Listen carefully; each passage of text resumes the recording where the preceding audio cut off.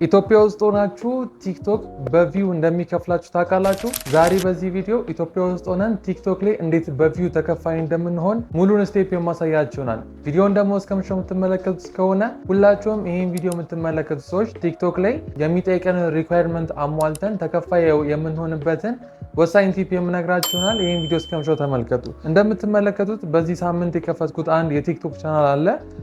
እናንተ ጋር የለ ወይም ኢትዮጵያ ውስጥ ሆናችሁ ስትከፍቱት የሌለ ነገር ግን አዲሱ የቲክቶክ ላይ ወይም አሁን የማሳያችሁ የቲክቶክ አካውንት ላይ ያለ አንድ ሴቲንግ አለ። የቲክቶክ ስቱዲዮ ላይ ስትገቡ ብዙዎቻችሁ ጋር እነዚህ ነገሮች ሁሉም አይኖሩም። ነገር ግን እዚህ ጋር እንደምትመለከቱት ክሬተር ሪዋርድ ፕሮግራም ኢትዮጵያ ውስጥ ሆነን የምንከፍተው ቲክቶክ በጭራሽ የለውም። በዚህ የክሬተር ሪዋርድ ፕሮግራም ላይ እኔ በዚህ ሳምንት የከፈትኩት ነው። ሪኳየርመንቱን አሟልቶ ገንዘብ መስራት አልጀመረም። ለዛውም እኔ የጀመርኩት በአማርኛ ኮንተንት ነው፣ ኢንተርናሽናል ኮንተንት አይደለም። እንደዚሁም ሆኖ ግን ይሄ ቪዲዮ ከሌላ ሀገራት ላይ ይታያል ማለት ነው። ሪኳየርመንቱን ደግሞ ሲያሟላ ገንዘብ መስራት ይጀምራል ማለት ነው። ግን ገንዘብ ሲሰራ ኢንተርናሽናል ኮንተንት ስላልሆነ ብዙ ገንዘብ አይሰራም። $5-10 ነው ሊሰራ የሚችለው። እዚህ ጋር እንደምትመለከቱት እያንዳንዱን ነገር ውስጥ ገብታችሁ ስትመለከቱት ኢትዮጵያ ውስጥ ሆነን የምንከፍተውና አሁን እኔ የከፈትኩት በጭራሽ ተመሳሳይ አይደለም። የክሬተር ሪዋርድ ፕሮግራም ላይ በቪው ገንዘብ ለመስራት ምንድነው ማድረግ ያለብን የሚለውን በመቀጠል የምንመለከት ይሆናል። እዚሁ የራሳቸው እንትን ላይ ክሬተር ሪዋርድ ፕሮግራም የሚለውን ስነካው እንደምትመለከቱት ማድረግ ያለብን ነገሮች ይነግረናል። ወይም ኢሊጂብል ለመሆን ዩቲዩብ ላይ ኢሊጂብል ለመሆን በአመት 1000 ሰብስክራይበር እና 4000 ዋች አወር እንደሚጠይቀን ቲክቶክም የራሱ የሆነ የሚጠይቀው አለ። ከዛ መካከል የምንለቃቸው ቪዲዮዎች ከ1 ደቂቃ በላይ መሆን አለባቸው። ኢሊጂብል ለመሆን ያ ቪዲዮ በቪዲዮ ገንዘብ ለመስራት ሚኒመም 1 ሚኒት እና ከ1 ሚኒት በላይ መሆን አለበት። 1 ሚኒት ከ1 ሰከንድም ማድረግ ትችላላችሁ። ዋናው ሪኳየርመንቱ ሚኒመሙ 1 ሚኒት መሆን አለበት ነው። ሁለተኛው ደግሞ ሞር ጥሩ ሪዋርድ ለማግኘት ኳሊቲ የሆነ ቪዲዮ መስራት አለባችሁ። እንደ ዩቲዩብ ሁሉ የኮፒራይት ሎ ይኖሯል። የሰው ቪዲዮ ዝም ብለን እያወረድን እየመጣን አፕሎድ እያደረግን የዚህ ፕሮግራም ተሳታፊ መሆን አንችልም፣ ወይም ኢሊጂብል መሆን አንችልም። ሶስተኛው ደግሞ ከስር እንደምትመለከቱት እድሜያችን ከ18 ዓመት በላይ መሆን አለበት ማለት ነው። እድሜያችን ከ18 ዓመት በላይ ከሆነ ኳሊቲ ኮንተንት የምንሰራ ከሆነ እንደዚሁም ደግሞ ከ1 ደቂቃ በላይ ቪዲዮ የምንሰራ ከሆነ ለክሬተር ሪዋርድ ፕሮግራም እጩ መሆን እንችላለን ማለት ነው። እንደዚሁም ደግሞ የሚጠይቀን የቪው መጠን አለ። እንደምትመለከቱት ከ10,000 በላይ ፎሎወር እና እንደዚሁም ከ100,000 በላይ እይታ ማግኘት አለብን ማለት ነው። እንደምትመለከቱት በ30 ቀን ውስጥ ከ100,000 በላይ እይታ ማግኘት አለብን። ይህን እይታ ካገኘን አሁን በከፈትነው መንገድ ሄደን ቲክቶክ ላይ ገንዘብ መስራት እንጀምራለን።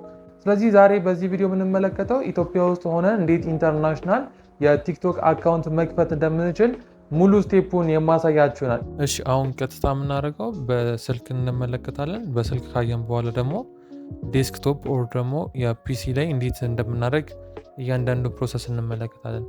የእጅ ስልካችን ላይ እንደምትመለከቱት ሳይን አፕ ፎር ቲክቶክ የሚለው ከስር ኢትዮጵያ የሚል ሎኬሽን አለ። ኦልሬዲ ኢትዮጵያ ውስጥ ሆነን ስለሆነ እየሞከርን ያለ ነው። ከኢትዮጵያ ውጭ ያላችሁ ሰዎችም የቲክቶክ ላይ በቪው ተከፋይ ለመሆን 5 ሀገራት ላይ ብቻ የሚሰራው ከእነሱ መካከል አንዱ ዩናይትድ ኪንግደም ነው። ምን እናደርጋለን? ኢትዮጵያ ብሎን ነካውና ሎኬሽናችን እንቀይራለን። ሰርች አድርገን ዩናይትድ ኪንግደም ብለን እናመጣዋለን። ካልሆነ ደግሞ ወደ ላይ ስክሮል አድርገን ዩናይትድ ኪንግደም የሚለውን እንመርጠዋለን። አሁን እንደምታዩት ሎኬሽናችንን ቀይሮልናል። ዩናይትድ ኪንግደም ብሎ አምጥቶልናል። ከዛ ኮኔክት ማድረግ ያለብን በኢሜይላችን ነው። ስልክ ቁጥር ጭራሽ ማስገባት የለብንም። የዩናይትድ ኪንግደም አድሬስ አስገብተን የኢትዮጵያ ስልክ ቁጥር ስናስገባ አብሮ አይደምና ኢሜይል እናደርጋለን። ኢሜይላችንም ደግሞ አዲስ ብትከፍቱና ከዚህ በፊት ያልተጠቀማችሁበት ቢሆን ስልክ ቁጥር ያላስገባችሁበት ኢሜይል ቢሆን በጣም አሪፍ ነው። ኢሜይሉን ታስገባላችሁ። እኔም ለዚሁ ፐርፐዝ የከፈትኩት ኢሜይል አለ፣ እሱን አስገባለው ማለት ነው። እሱን ካስገባው በኋላ ኮንቲኒው እለዋለሁ።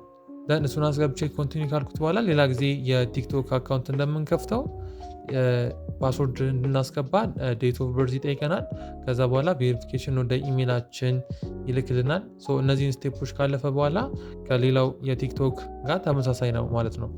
በተመሳሳይ መልኩ ዴስክቶፕ ላይም ለመክፈት ካሰብን እንደምትመለከቱት ሳይንአፕ ወደሚለው ኦፕሽን እንሄድና ከስር የኢትዮጵያ ምትል ትመጣልናለች። አሁን የስልኩ ላይ እንደቀየር ነው።